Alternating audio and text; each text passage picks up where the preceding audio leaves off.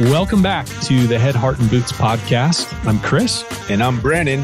Join us as we wrestle with what it takes to transform ourselves and the businesses we lead. I don't know. What'd you think? I don't know. It's kind of serious. Should we laugh? Brother, how are you? I'll be honest. I could say, awesome, man. How yeah, it's all good. There's been a bit of a cycle today. I've had a bit of a cycle. I've had a bit of a cycle. Ask me, like you would. It's. Yeah. I'll ask you later. How are you now? I'm feeling better. Yeah. I'm better than I was 4 hours ago. Yeah, we had to do a little bit of a walk, get our shit together. Yeah, a little coffee walk that was necessary. some outdoor therapy. Sometimes you just gotta hit reboot on the old mind before you continue to run your head into a brick wall. Yeah, it's true. That is life.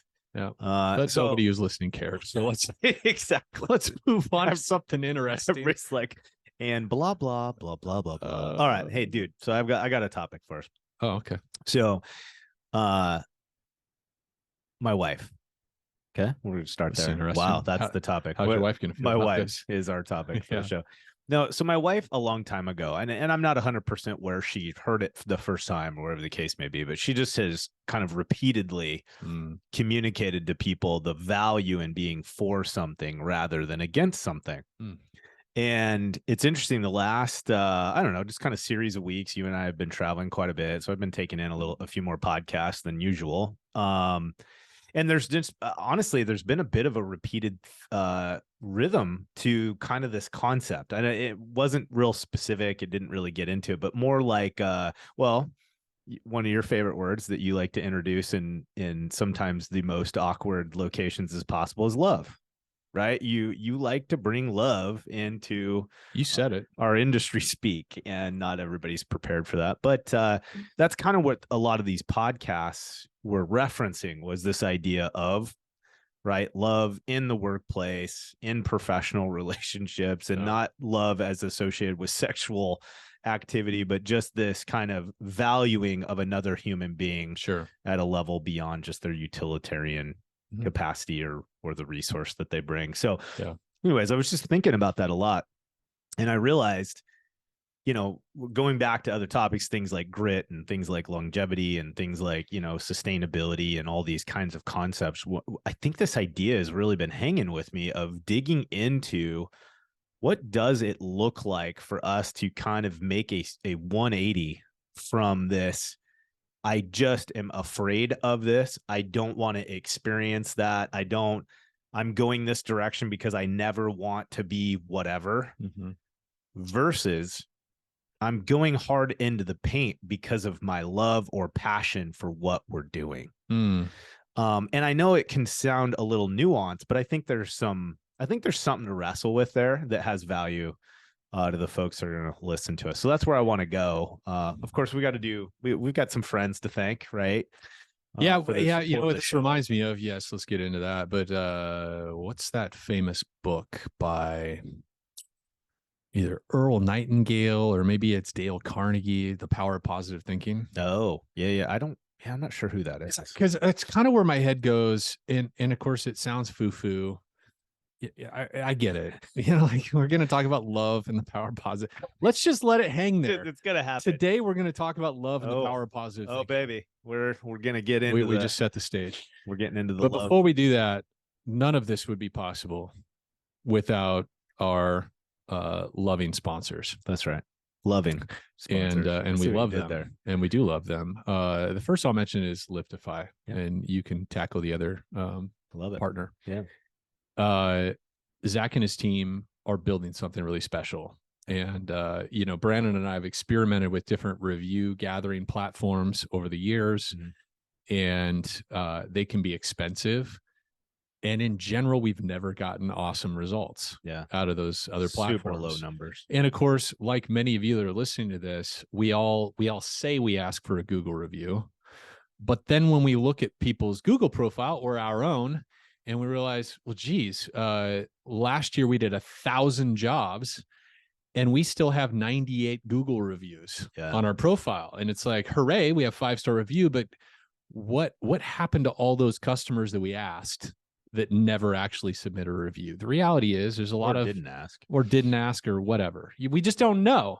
But with Liftify, because all you got to do is have your admin team add closed jobs to the list on Liftify. Everything else is automated. They go to work and they return a 20 to 25% conversion rate. Yeah. So if you're doing 1,000 jobs a year, you can expect that you are very likely going to grow your Google profile by 200 plus 250 reviews each year. Yeah. So imagine the impact. And if you didn't hear the episode we did with Zach Garrett, he goes into just how important the impact in terms of organic lead gen from just your brand name and people finding you on Google just shoots to the moon. Yeah. Once you get this consistent drip of Google reviews happening week in, week out, that there's a lot of value that Google places on that. So anyways, if you don't have Liftify, you should check it out. Like you'd be doing yourself and your team a favor. The cost is just very, very reasonable, and Zach and his team are very easy to work with. So there you go. Go to go to liftify.com/floodlight. And we've got some special little perks there for you. Yeah, it's worth it. All right, CNR, Michelle. Yeah. It's funny, man. Like I kind of at the risk of sounding like a cheese ball. It's hard for me to refer to CNR as CNR because it's Michelle. It's like our friend, right? But anyway, CNR Magazine, one of the oldest, largest media platforms for our industry, for sure. Obviously under well, we probably don't need to say this any longer, but she's been driving the ship now for some time, has just done a massive job of just really changing the shape of it, I think, in general, and really expanding the resources that it is and what they bring to the table for us as restorers and our businesses, and obviously for those of us that serve the industry and aren't necessarily just the restorers. Anyways, long story short, it's a massive resource. It's free to you. There's really no reason for CNR Magazine to not have a place on the team in terms of, being in your toolkit. So if you're not already, a member of CNR, you're not already getting subscriber. Subscriber is the right word. Yeah, thank you. If you're not a subscriber, why? Like, just go subscribe. It's worth it. It's free, and you'll see some of our stuff. It's free. Yeah, we love to be a part of that magazine and part of her online platforms. Here's the thing. Between the podcast, between the online media platforms, between what she's doing live, between the actual print media, there's so much resource, and she's chasing hottest content, totally front runner in terms of tech, people, influence on the industry, change is coming. I mean, you name it, she's kind of involved in it. So do yourself a favor, check out CNR and subscribe to CNR. All right, dude. So let's get into it. Love. I don't know. I'm not going to allow you to take over this episode into love. Okay. I just want to warn you right now. There's going to be some loving. Yes. But it's not the whole premise. Well, why don't you set the tone? Because I have some thoughts. It's funny because I have some notes. I have some ideas from earlier this week that I'm like, it kind of fits with what you're talking about. So let's see where you take it. Yeah. And I may have some stuff to chip in. How's that? All right. So now the pressure. I feel pressure. Yeah. All right. So here's a common thing for me. So you and I have talked about all sorts of kind of different things like CVI, Enneagram. There's all these different things that kind of categorize your kind of default wiring. Yeah. And I'm an 8. If you're an Enneagram follower, I'm an 8, which is basically driver, hard charger, challenger is a term that Enneagram uses. The point is I tend to make a lot of personal adjustments or changes in my life or growth because I identify something I don't like. Like I'm very critical of myself. Right now, that hasn't always translated into me being the most awesome version of myself by any stretch of the imagination. Yeah. But I have always been good at criticizing myself. Let's put it that way. Yeah. And again, another thing that my wife is kind of brought to my attention is her experience She's been engaged in the environment where she's in constant connection with people. Like her career path has always put her directly in face-to-face interaction with folks and for extended periods of time. And in that, she's just learned over time, when she's identified somebody in proximity to her that is very critical of themselves, in quotes, she's like, I can almost draw the connection every time to how they are very much so others critical as well. And so there's a common theme for a lot of people that kind of fall into my natural wiring, that, you know, I'm my own worst critic, which we all are to a certain extent. But the reality of it is that slips way outside of being directed at us all the time, It and spills out on commonly others. is spilled out on others. But kind of in addition to that, another thing I've just been learning over the years, as I've gotten a little bit better of kind of stepping back and having a less biased perspective of how I'm acting, right? Which we talk a lot about. It's like, I'm trying to audit my behavior more as an after action review versus being ego connected to it. Like, I'm just trying to assess, like, how did you respond to that? Is that something you want to continue to do? And as part of that, what I've identified is that I almost take this self-critical and others critical perspective, and I've rolled it into what one of my primary motivators is. Running from this thing. I don't like that. I don't want to do that. That I don't agree with, which is all fine. Yeah. Except for what I'm learning is that when I'm excitedly chasing something, Yeah, for the passion of it, for the love of it, or out of service to someone I love, the motivation, the fuel in the tank seems to go longer than the kind of running from a demon kind of motivator that is common with just the I'm fearful of being broke, so I'm X. Yeah. I never want to have a business that struggles for payroll, so because of that, I'm X. Yeah. Does that 100%. right? Yeah. It's a difference. I don't want to run from something. I want to try to do a better job of identifying the things that motivate me because I'm excited about it, where I'm going. Yeah. And what's behind me, or the things that I'm not consuming or chasing, straight up, who gives a shit? Like, it's not the point. Yeah. I'm motivated because I'm for something versus being motivated because I'm against something. And last preachy part here, I think the reason I'm thinking about this so much lately is I'm so frustrated by politics. You know, you and I are, so we're business owners. We work in an industry that I think is fairly safe to say is probably leans more to the conservative side in general strokes than not. Yeah. Point is that I just want common sense to be used when we're talking about politics and making decisions as they affect us and the people in our communities. That seems hard to do right now because everyone is so against everything. Yeah. There's no for. Like, even if you look at some of the most activated and loud groups, it's less about what they're for, and it's far more about them promoting what they are not, what they're against, what they don't allow or like. And so in my mind, I think that's what's fueling this. It's like, how in the fuck have we gotten so wrapped up about what we aren't that we've lost the ability to communicate what we're for? Yeah. Because my gut says, in most cases, even if we identify social, political, economical differences, there's a lot of stuff that we could probably openly say that we agree in being for, right? Yeah. Not sameness, equality, right? Value in people versus not. Like, I think there's plenty of things that we can all look at and say, you know what, if we were all doing a better job being for something, we'd probably find out the line's a little more blurred than we think between parties and perspectives, right? Yeah. So take that. Or I think you start to see the sameness of all of us. Like, we all want to have good health. Yep. We all want to have, I think, good relationships, you know, whether we can articulate that well or not. I think inside, like, all of us want to have healthy relationships. We want to be liked. We want to like other people. Right.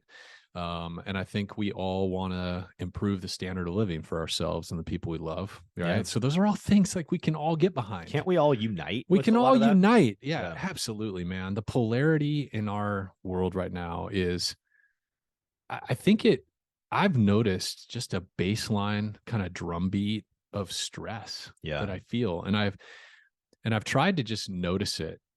I think, you know, we've had these conversations about what I think amount to just mindfulness behaviors. Yeah. Like just noticing what's going on in my head. What am I feeling? What's that about? Yeah. And sometimes I can trace it back to Facebook or, you know, stuff where I'm seeing friends, just, you know, like conservative friends, we got liberal friends, and it's just, man, the vitriol and the pissed off interactions that people are having, it Yeah. affects me, even just seeing it. I try not to engage in it as best I can, but it almost drives you to, like, you're supposed to take a side. Like, Yeah. where do I land on this? And so, well, I don't know. Yeah. And part of me doesn't give a shit, is Yep. part of it. But man, I can easily get sucked into it, where my headspace is so negative. And of course, right now, you know, a lot of the public conversation too is, are we in a recession? Are we not? Is it Biden's fault? Is it not? Is like, what's going to happen? Like, yeah, I'm seeing even the word depression, you know, start to enter some of the headlines. And it's like, you know, I don't know if anybody really knows what's going on, but I can't give my headspace over to this stuff. I have too many things that I want in my life that are important, and this, I can't have a material effect on all this other stuff. Yeah. You know, we've talked about this with anger, and I think in general, anger seems to be a common, I don't even know what to call it, like a struggle or something for leaders. Yeah. It seems like it's a common profile amongst a lot of, certainly eights are known for their anger. Yeah. The dark side of eights is they can kind of be seen as an asshole, you know, figure when they get angry and upset, and the way they tend to lash out. And I think a lot of us as leaders, we share those attributes. Yeah. You know, anger is something that drives a lot of us. It motivates us to make change and so forth. And there is something powerful, and we've talked about it many times, of just developing a discipline to notice when you start to feel anger. And I don't know if you have any recent stories about this, but God, I just feel like every single day, if I have, you know, young kids in the house, and so there's a lot of reasons to be angry most days. I've just noticed the power of saying, God, part of me is just feeling really pissed off right now. And even just noticing, the art of noticing what's going on inside me causes it to loosen its grip on me. Yeah. Because, man, and whether it's anger or it's like, literally last night, my daughter's away on a little ski trip thingy with her friends. So it was just me and Kara and the boys at the dinner table. And I was just in a funk. It was part of the funk I brought into this morning, because I woke up and I started, my mind, all the stories in my head, you know, came back after my morning coffee for whatever reason. But at the dinner table, we were just going around and, hey, how was your day? How was your day? And somebody asked me that question. I'm like, I had this one interaction that I was really, I felt small, you know? Yeah. You know, you have an interaction with a downline employee or a colleague or a customer or something, and you just feel like a dipshit. You just feel crummy. And I was feeling that. And I was just told my wife and kids, and there was something powerful about just saying it out loud and just noticing what was going on, that, you know, they commiserated with me for a minute, and we talked it out, like, well, what do you mean? And so I told them kind of the general story of this interaction with somebody, and they just kind of, they're like, oh yeah, that's crummy, you know?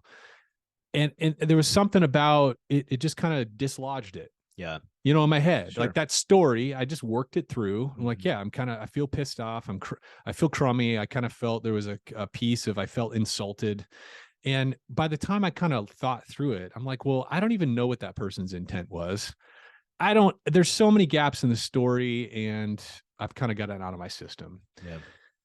So I think I took us on a big rabbit trail there, but I think where you're going is, yeah, noticing what our motivation is and what's going on inside of us, I think, is the first step to this. Yeah. And the fact, like you talked about, you unpacked that whole thing of, I tend to motivate myself to change by criticizing myself. Right. Right. And what does it look like to flip that script? Yeah. You know? Because here's maybe a little bit more reason why, right? Because I think at first glance, I consider some of this and I go, okay, well, if not wanting to be XYZ or being a bit critical about yourself and being willing to highlight these areas that are weak or that need adaptation or updates or growth or whatever, yeah, there's not necessarily anything wrong with that. But I think what I'm trying to get better at identifying is what is that sticky residue, right? That this particular type of motivation or default I don't know, fuel, that you use to motivate you towards change or adaptation. I think the same things apply, just like what Dethmer would talk about in terms of leading above or below the line, those below the line reactive kind of types of behaviors where the carrots and the sticks, right? It's the threatening, it's the whatever, like it leaves a sticky residue. I think the way that I'm motivating myself on a consistent basis does as well. And one of the things I'm trying to work through as a leader, partially just like in our own business, like, of course, the scale doesn't feel exactly the same, but we're growing too. Our little business is taking on team members, and we're going to be doing a lot more announcing of what that looks like this year. Point being, we're moving forward, we're growing, and in the context of our type of business, we're growing quickly, and there's a lot of stretching and navigating. One of the comments that you made today on our coffee walk was about the time I get dialed in on the skill level that I need, we freaking push the parameter out again, and then we're back to this place of feeling like I don't necessarily have the skill set for where we're going right now, right? And that can get hard to keep up when everything that you're using to motivate yourself is coming from a negative place. So like, here's an example. There's a couple things I can look at, right? Like, and this is just for some people, this is going to sound so damn navel gazy, but here's an example. There's additional tools and resources that I want to create. Okay. I want to do that because really our clients deserve it. Like this is something that we can do for them and create value for them. Yeah. The headspace that I'm most often coming from is more like, are we doing enough? You should do this, and you should have fucking done it 4 months ago. We should do this. It should already be done. Right. Right. Yeah, Are you a pro or are you not a pro? Like all this crap. What's wrong with me? Yeah. Versus, you know what? I really love my client and I want to create the best experience for them I possibly can because I value them. Yeah. That's an okay motivator. It doesn't need all the other bullshit, I guess is maybe the thing where I'm going with this. Yeah. And I think, and again, sometimes you and I get on a topic and it's like, hey, I'm just going to kind of brain dump what I'm processing. And if somebody else in the audience is like, holy shit, I've been processing something similar, this is one of those. I don't even know if we'll do a good summary. But the point is I know there's a lot of leaders right now that are frustrated with their people, frustrated with the current state of their business, frustrated because sales aren't going the way that they want, frustrated. Okay. You don't all of a sudden, that doesn't go away. Yeah. But as a leader leading ourselves, is there a turn that we could begin to try to make and say, okay, yes, all those things are true right now. But what's the value of running from something, right? Versus can I run towards something? So if I could take the same situation, you know what? I'm very frustrated with my technical staff right now. They really are struggling with documentation. I don't know, pick a problem. Is there a way for me to look at that and say, look, I really value the experience my employee is going to have. I care deeply about my employees. Is there something that I can do with our process, our procedure, or in my hiring practices that will give me the highest chance or the best opportunity to create a real win for my employee or a real win for us as a team? Again, I know that maybe for some of us listening to that example, they're like, yeah, okay, dude, you just changed the wording. But I got to challenge you. If your knee-jerk response when you hear that example is you're just fucking saying it with a different phrase, but ask yourself the mental and emotional impact if every single thing that you were chasing to fix in your business You were doing it out of the motivation to be the best, to be elite, to provide extra value, to create win in relationship, to create excitement and engagement in your employees. My gut says if I spent more time in that space, the problem solving that I have to do as a leader and a business owner would the weight of that would just bear differently than when it's in constantly coming from the state of I can't, I don't, I shoulda, I coulda, I woulda. I'm mad, I'm frustrated. We got to fix that. I'm afraid of that. I mean, how many of us make decisions and are motivated because of fear? Really, if we're honest, right? And so I again, I don't have the answer. I just want to live in a state where I'm not constantly beating the shit out of myself and constantly running from the devil in the shadows. I'd rather just be running after the shit I'm motivated for. It'll probably create the same outcome, but I just think my soul will be happier when I get to the finish line. Right? Hell yeah. I don't know. So that's where I'm at, man. I don't know. Dude, our thoughts are incredibly powerful. Yeah. Our thoughts guide everything we do as humans. And a lot of times we're doing things out of bullshit thoughts. Yeah. In fact, I'm trying to think what book. I think it was Eckhart Tolle's A New Earth, and he was talking about this, just sort of the way that our brains function, how they've evolved to, like, Brene Brown talks about this, how our brains have evolved to fill in all the gaps. To create these really vivid, rich stories about why somebody did this, or what that sound means that I just heard, or what how that person did that thing, and this is what it means and what the consequence is going to be. We just start filling in all the gaps. And a lot of times it's bullshit. Eckhart Tolle, one of the things he says too is that almost 90% of the thoughts we have are repetitive and nonsensical. Monitor your self-talk for just, you get home today, you're sitting down with a beer, you're cooking dinner, whatever, you're in front of the barbecue, throwing a steak on, whatever it is, and just consider that. The kinds of stuff that just repetitively run through our heads. And what are the repetitive stories that we have when we walk into our office, into our shop? What are the repetitive, and keep a special eye for the negative ones, obviously. Right. So much of it is not serving us. And instead it's causing us to react out of these, what oftentimes are just bullshit thoughts and stories, where we've added in a lot of false information along with real information, and we started taking action, and we started risking relationships based on how so it's like our thoughts drive everything we do. And so I think us putting a little more attention on it is a real thing and an important thing. I think the other thing you're feeling, and I feel it, is, we started with this. All of media is incredibly negative right now. It's everywhere. And it's one of the reasons why I almost overwhelmingly, nearly 90% of my social media viewing right now is comedians. Like, I have gotten really into stand-up comedy. I love it. I think there's a lot to learn for those of us who do any kind of public speaking training, being in front of people. I think it's just such it's a fun way to learn and really perceiving all the things. I freaking love stand-up comedy. But I also, part of that is I just get depressed with all the negativity. And I didn't notice it for a long time because social media is so addicting. You just find yourself scrolling through all the shit. And I just started to notice, God, I just feel crummy. And so I started watching more comedy. It's funny. My wife and I'm like, hey, do you want to go to bed early? Let's watch some funnies, just because it makes you feel good versus makes you feel like shit. With most our travel, that's kind of our normal operation at the end of a long day of training.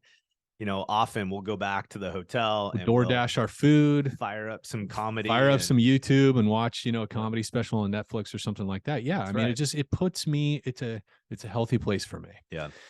And I think people are hungry all around us, including ourselves, for positivity. So here's just a really dumb, simple example. Okay. So I was at my CrossFit gym Monday morning. It's 5:30 a.m. Not a very positive time of day for most of us. It's like I forced myself. Certainly not the easiest to be positive. I forced myself to get there. But anyways, there's this other dude, and I can't even remember his name. He's brand new, and I whatever. I was lame and didn't ask him, but we were doing front rack squats, which are very challenging. Those of you that have been in the gym, for most people, very challenging. I don't put a ton of plates on my bar when I'm doing front squats. Anyway, I walked by this dude, and he is a full rack of weights on the bar, like 2 or 3 45s and a significant amount of weight. Anyway. And he's front squatting. And I don't know this guy. It's like might be his first workout or anyway. And I hadn't formally introduced myself yet, but I just walked past and I'm like, holy shit, dude, full rack, man, right on. And this is how I talk when I'm not on microphone. And you talk like that on and microphone too. Yeah, it's true. And he smiled. And he was like, right on. He was like, yeah, rock on, and anyway, I went back to work. And then like 2 minutes later, he's like, hey, by the way, dude, fucking awesome mustache. and I felt good. And I know this seems, I don't know, whatever. In that moment, I just observed how powerful kindness is and how contagious it is. And I had several other examples of that. And it's just something I've been trying to lean into, is to say the kind things that I think in my head. Yeah. So I think maybe I even mentioned it on a previous podcast. I was at church a few weeks ago, and we had a new worship leader, singing and playing guitar or whatever up front, and I sing and I play piano. And so, I have an ear for that stuff. And he was awesome. And I thought, I'm going to go tell him. Yeah. I'm going to go tell him how great he did. Yeah. And it just created this rad moment where I could tell it was gratifying to me. One, it was for him, but it felt really gratifying to encourage him. Yeah. Like, it was obvious it was an encouragement. Like the look in his eyes, the conversation that we had subsequently, it was like, man, okay, this kindness is powerful. Yeah. And I think part of it too is being kind toward ourselves, which I think, especially in the trades, I say this a lot because I'm from outside the trade. I didn't grow up in the trades. And what I see a lot, and what I saw when I first got in, is there's just pull yourself up by your bootstraps, quit complaining, don't talk about your feelings. There's just a get shit done. And part of that's necessary. And I admire it. I like it. I'm drawn to it, sort of the hustle of our industry. Yeah. And it's fucking toxic. Yeah. If we don't manage it. Yeah. Like if it goes unbalanced, I think all of us have either worked in a team, or we're in a team, or maybe you're a leader and you've created this, hell yeah, get our shit together, go, rock people's face off, and like you've established your entire culture around that. Quit your complaining, all this kind of, and I think what I'm talking about. There's a cost to that kind of culture. Yeah. You know what I mean? Yeah, I think ultimately it creates environments at times where people can't communicate. They're not willing to share what's really going on. You're not effectively working with truth a lot of time. You're working either with posturing or compartmentalization with not truth, which really limits our ability to affect the healthy kind of sustainable change in our business. It's contagious. Anger and frustration and sadness and loneliness and all those things, they're contagious. Just like kindness. Yeah, I was going to say, I think almost in a way, and I think this is what's interesting, that we don't often, most of us don't recognize this. I actually think that positivity is far more contagious. Yes. Like, it's almost like, you ever, like, all day you were just running and gunning. Maybe you were definitely hit the coffee all day. You'd grabbed a Coke Zero at some point, but you just haven't done a good job of taking in water. And then later that afternoon or evening or whatever, you take a cold glass of water, and those first full gulps, it almost feels like you can feel it go through your entire body and hit your feet. Yeah. Right. You're like, I literally just felt water go into my entire system. Yeah.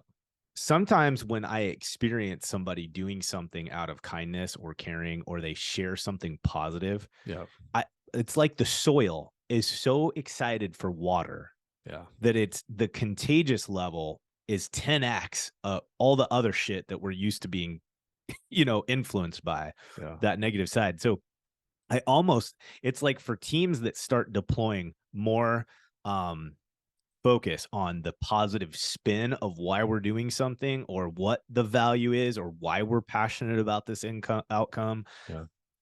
I think that stuff, like the teams absorb it so much faster because they're so desperate for it. Yeah. Whereas I feel like the negative stuff, the sticks, these other kind of more negative based influences or motivational factors, like you're just dumping that shit in an already full cup. Yeah. So it's like it's landing. It's Yeah. obviously it's not allowing that level to deplete in any way. So they're just kind of in a constant state of fed up by negativity versus, kind of doing this 180 or this engineering a different path, I guess. I don't know. I talk a lot about marriage and family and my kids and all that stuff. I've been really trying to hang on. It's funny you brought this up because I realize we've kind of gone, we've hit on a few topics here, but this theme of kindness and positivity, it touches so many things, and as a parent, one of the things I'm noticing is just the power of me noticing. Like I said, I'm really trying when I have an encouraging thought or an appreciation for something, I'm really trying to verbalize it, like in the moment, just to say the thing, even at grocery stores. So I have this, there's a natural grocery store that I go to get some whatever. Dude, you're such a hippie dippy. I totally am. Natural grocery store. I know. It's ridiculous. I had to go pick up some grass-fed pastured beef. Okay. Of course you did. Yeah. And some organic dried mangoes. Whatever. Don't make fun of me. Leave me alone.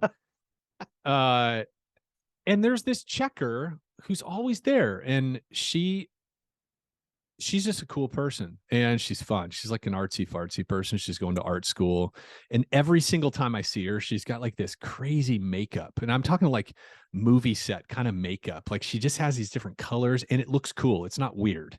Yeah. It's just like, whoa, man, that's incredible. And so I'll compliment her every time I see her. I'm like, wow, my God, that looks amazing. That thing, that the pink and purple and blue hair that you did, I'm like, oh my God, it looks like a My Little Pony hair. She's like, oh yeah, that's totally what inspired it. Oh my God. You just such a weird conversation. Pony, man. That is my sister had him. That's a dating game, right? With like the rainbow hair and shit. Yeah, like yeah. And so I told her that, and she's like, "Oh my God, that was part of the inspiration or whatever." And it's just such a I feel good when I do that. Yeah. And I can see it in her eyes. Yeah. She feels lifted up. Yeah. And part of, as I say this, I'm like, God, I think I'm generally a fairly kind person, but I'm also very driven. And one of the things that comes to mind here, I'm judging myself, but one of the regrets I have is I am so zoned in on my objective. Yeah. I miss all those opportunities. Yeah. And it's like, how much encouragement and building up of my team, because I've owned different businesses, and you and I've built teams together and stuff like that. And it's like, there are so many missed opportunities in my wake. Yeah. So many. And I can also think too, my first 10 years of having kids, I struggled to figure out all this stuff, like how to build businesses and still manage my anger and my mental health and stuff when with kids. And now I'm tuned in. I think of all the missed opportunities of just encouraging my kids and saying positive things, because with my kids, I've noticed this over and over and over and over again. Particularly my middle boy. Like when I'm regularly complimenting him on stuff I see, when I'm regularly giving him the fist bump of like, hey dude, I saw that was cool, man. When I'm listening to him play guitar in his room, and I just go poke my head in and I make it a point, like, dude, that riff was awesome, man. Yeah, like, is this a new song? Is this like a new thing? Yeah. Like when I'm conscious enough to do that stuff, everything else gets better. Yeah. And I've actually noticed it's even deeper than my relationship with my boy, because we don't have a giant McMansion we live in. We're all like, you hear stuff like when you're home and stuff in the evenings, we're all hearing what's going on, the interactions with each other and the other family. And it's like when I'm tuned in to what's going well, and things that I like, and I'm complimentary and stuff with my wife and my kids and everything else, like it affects the whole rest of the house. Yeah. Like my daughter, who's in her room chatting on whatever, she still hears that stuff. Like it creates a positive energy in our house. Yeah. To where all of us like to be home more. Right. Yeah. Yeah. Whereas I don't know if any of you have teenagers, but I had this conversation with a client. He's like, dude, do you ever feel like you just wish your kids would leave and move far away? And I'm like, he's like, because I feel like a bad person when I say that. I'm like, are you kidding me? I have teenagers right now, and I've thought about boarding school about every third day for the last 2 years. My wife likes to reference, hey, I love you all the time, but sometimes I don't like you. Yeah, That's man, how I let's be feel about real. my kids, This and I'm is- sure they feel the same way about me from time to time. God, it's real life. But part of the reason why I feel so negative is because I'm focused on the Yeah, negative. that's I'm it. not, when I'm focused on what's pissing me off about my kid or my employee or a client that's not whatever responding the way I want. When I'm focused on how pissed off I am, I don't see any of the good shit. Yeah. And I think it comes back to that whole love tank. Yeah. It's all about that. And it also is about ourselves. Yeah. It's like when I'm constantly criticizing myself, I'm making withdrawal after withdrawal after Exactly. withdrawal. And then I get home, I feel like shit. I'm at the dinner table. I feel crummy. It's because I've been bashing myself the whole day. Yeah. I've been regurgitating that interaction with whomever that made me feel small. And I'm also like assessing, what did I do wrong? How did I screw that up? How did I contribute to them treating me that way or saying that thing? And it's just I'm locked up in it. Yeah. It's not necessarily yielding any kind of outcome you can work with. No. I think that's the part of us or part of me that's been wrestling with this is I'm just asking myself the question, is that methodology getting me what I want to experience, moving the needle, whatever you want to call it? Yeah. And I think more times than not, when I do a bit of a detached, as best as you can, review of that, I'm just not seeing what I wanted to anyway. So it's not even that it's actually working all that well. Yeah. It just tends to perpetuate itself in this negative perspective. Listen, man, I'm feeling a little self-conscious and vulnerable right now. Okay. All of this personal sharing and feelings and love and kindness conversation.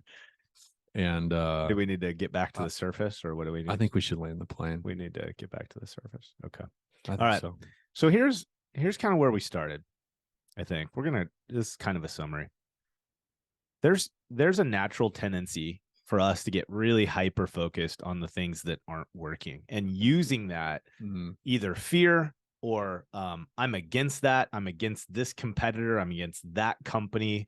Yeah. We're whatever the case may be. When we get stuck in this cycle where everything is from judgment, guilt, shame, fear. I mean, you name it. You guys can come up with your own thing that you believe is your category. The reality of it is we all have them. We probably all could call it the same thing, but we won't. Whatever that thing is, when you get stuck in that, and that is the primary motivator, there's something not sustainable about it. There is negativity. There's some kind of sticky residue that's coming from that. And I think there's more health and longevity when we're motivating ourselves and our teams from a place of what are you for? Yeah. Right. Like, what is it that you are after? Who are you? Not what you're not. Yeah. Like, everybody is very good at saying what they're not and what they're against. And none of us tend to be very good at very clearly articulating, but what are you? Who are you? What are you for? Where are you going? And it's interesting too, because I don't want to spin us back up, but there's this reality that our teams and our employees thrive in an environment where they have a clean vision of where they're headed. Well, think about that. What is a clear vision of where we're headed? It has nothing to do what we're not, what we're afraid of, what we're running from. Yeah.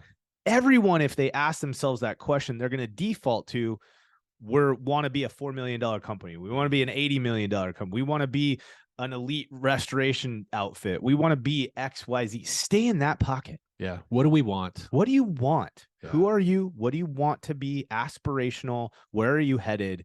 Stay in that pocket. And I don't know how this all applies. I think if anything, it's just like, ask yourself some questions. Like when you're in this place where every comment in your mind is about, this is not working. I'm frustrated with this. I can't get in. I'm sick of this. We got to fix this because of XYZ. Do a little bit of an exercise. Is there a way for us to re-spin that and be like, okay, I started frustrated, but what am I excited about? Okay. I don't like that word. Which spin one? it. Oh, spin it. Okay. Spin it. Okay. And I don't know that you mean it this way, but like when I hear spin it, it takes me back to my car sales days, actually, way back like 15, 16 years ago when I sold cars, because car sales, it doesn't have to be this way, but it's just very It can slimy. fall into this. Yeah. It can be kind of slimy Yeah. and spin doctoring and like, oh yeah, I see what you're saying. That whole like deceptive Yes. kind of thing. Yeah. Because I think it's and it sounds fake. Spinning is sure, faking it Yeah, or whatever. Yeah. Whereas I think what you're talking about and what we're talking about is shifting. It's choosing to look at the other side of the coin. Yeah. You know? Yeah. It's I'm focusing on the negatives, and because of that, I can't see the positive. I can't see what I'm grateful for in this situation because I'm so fucking hyper focused on the negative. And if I just pause and turn the coin over, and I have that opportunity to be like, oh shit, yeah, we have this other stuff going on. It's really amazing. Yes. Yeah. Anyway, no, I think you're right on. And it's the shifting, it's being intentional. I think that's a good, I think that's a good point. It is intentional. It's not polishing a turd is what I'm saying. Exactly. Yeah. It's not a fake trying to look at the positivity. No, it's legitimately stopping your lizard brain Yeah. from controlling the cycle that you're spinning in so that you can get focused and oriented on the other aspects of the truth and reality that you live in. That you can do something about too. Stuff is happening. There's a lot of positive things happening in our businesses, in our relationships, in our homes. You know, it's funny, like, I know we want to wrap this conversation up, but this it's very interesting to me, man. For all intents and purposes, right? We can look at our business and there is thing after thing after thing that lines up. I'm going to give you a cheesy example that just hit me this last couple of days. So you and I right now are interviewing consultants, right? And we're also onboarding for the first time additional media, social media support staff and things like that. And for those of you that aren't religious, the point will still be the same here. So hang in the pocket. I literally started yesterday in a dumb headspace and I started getting very frustrated. We're doing some transferring of using certain software systems right now that have created more hassle than I was anticipating, of course, right? Surprise, surprise. We're stressed out about the fact that there's some pretty key things that we need to do as we onboard new team members to be good leaders to them.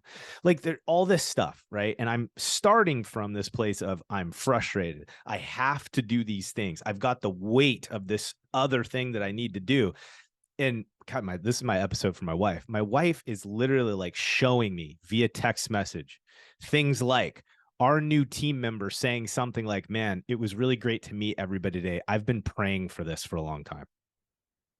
Right. Or like, if we think about the caliber of people that we're talking to right now that want to look at what it would be like to be a part of our team, like there's so much positive weight in those things.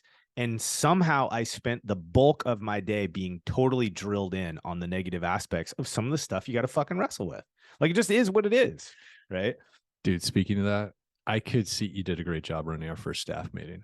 It was good yesterday. So we had our own, like we've had staff meetings, but it's been a small group and that group is getting bigger now. And I could also see just the light in Brandon's eyes, like with multiple people up on our Zoom screen for this meeting. It's just like all of us have been really hungry to grow and expand the team and get back to have, because we've always had big teams around us, and it's really fun. And you're exactly right, man. It's like amidst all of the normal bullshit that's going to keep coming, you step back and you're like, wow, no, there's some really important things we can be grateful for. That's it, man. That's it. So like, let's sign off with this, guys.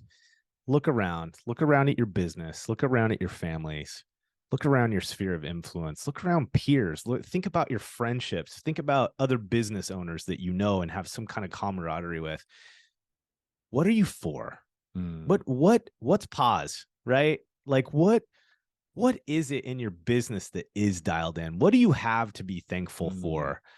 What can your team be chasing because of the passion for it, because of the love for it, because of the excitement around it, because it's aspirational versus I'm running from something, right? Yeah. Let's stop being focused on what we're against and really hammer down on what are we for? What are we for? All right. Yeah. And like always, we try to close out the show. If you love the Head, Heart, and Boots podcast, if you enjoy Brandon and I and the guests we bring on, if you're getting something out of this, the best, it's free. Yeah. It's free. It's free to you. But there is a cost. And the cost is we'd love for you to help us build our audience and build the community here at Head, Heart, and Boots. We do hear that it's helping people. You know, people appreciate it, and we're committed to that. But if you can help us make it more sustainable, you can do that by sharing the podcast, telling your friends about it on LinkedIn. Certainly becoming a subscriber yourself. If you've just kind of been intermittently popping in, be a subscriber so you get all of our newest episodes. If you need one-on-one consulting, our team is growing. Our capacity to serve the industry is going to significantly ramp up this year. Yeah. And so if you're looking for a partner, to help your company grow and adapt to the changing environment, we would certainly love to chat. You can find us at floodlightgrp.com. You can also message Brandon and I both on LinkedIn, and I'd recommend, if you're not already, please follow us on LinkedIn, follow Floodlight for all of our stuff. Watch for more videos. We've got some cool stuff that's going to be coming out on LinkedIn and Facebook. We have a full-time social media manager now. How fancy is that? That's fancy pants. Baby. Yeah, totally. Okay. So anyway, that's it. Till next time. Thanks. We'll see you. All right, everybody. Hey, thanks for joining us for another episode of Head, Heart, and Boots. And if you're enjoying the show, but you love this episode, please hit subscribe, write us a review, or share this episode with a friend. Share it on LinkedIn, share it via text, whatever. It all helps. Thanks for listening.